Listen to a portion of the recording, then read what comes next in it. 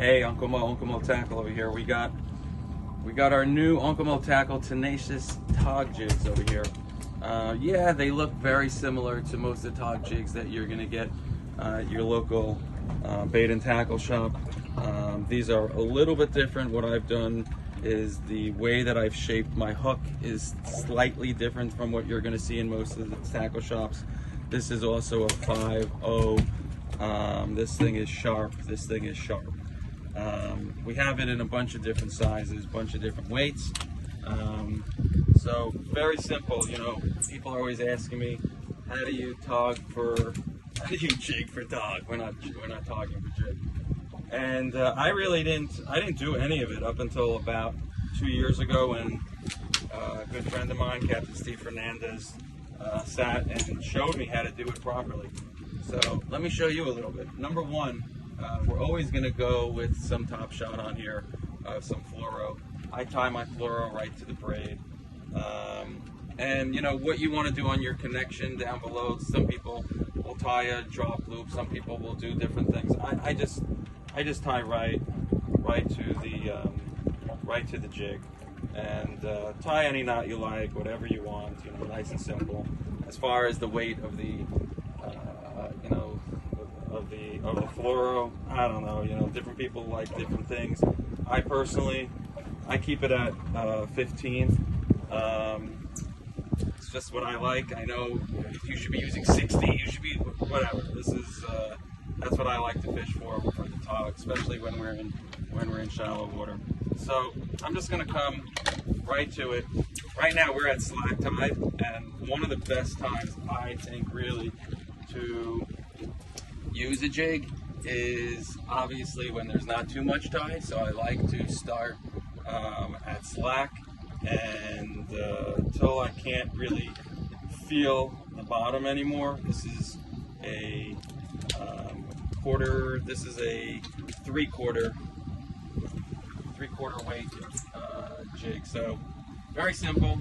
Just gonna take it. We're gonna put it in the water, and we're gonna scope out our line. We're gonna scope out our line until we're not scoping anymore. Right? We're not scoping anymore. We're on the bottom. And once you're on the bottom, all you're gonna want to do is just feel for the bottom. Just make sure you're on the bottom. Got a little bit more to go there. And we're not jigging these. You know, most people think it's a tog jig, so you're gonna sit there and you're gonna jig and you're gonna jig. We're not jigging these. It's sitting on the bottom just like you would any other Blackfish rig. We're just putting it right on the bottom. And what happens is the tog's gonna come over. They're gonna give a little bite. Let them give one bite. Oops, someone's biting me right now. Let them give one bite, and then on the second bite, that's when you want to set your hook. And if you don't have any bites after about a minute of it sitting there, just give it a little tap, and just up, and then hit it back down so that you feel it hit the sand or whatever kind of bottom you're on.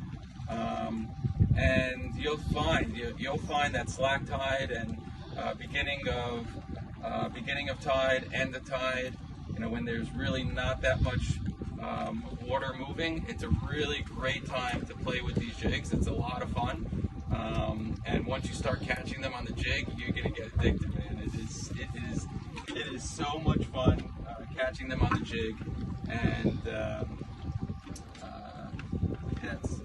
I become super addicted to it. Again, you're gonna want to check.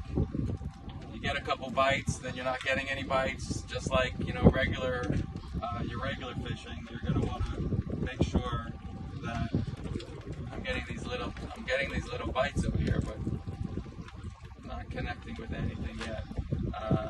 You know, you have a few bites, nothing else anymore. Go ahead and check to make sure that you still have some bait. But like one more time, what they're doing, the fish are they're coming over. And you know they're picking up your bait, and they're kind of like walking away with it to eat it. So you're gonna feel that, and then when you really feel them starting to walk your bait away, that's when you want to That's when you want to give them a nice little hookup. All right, catch them up, boys.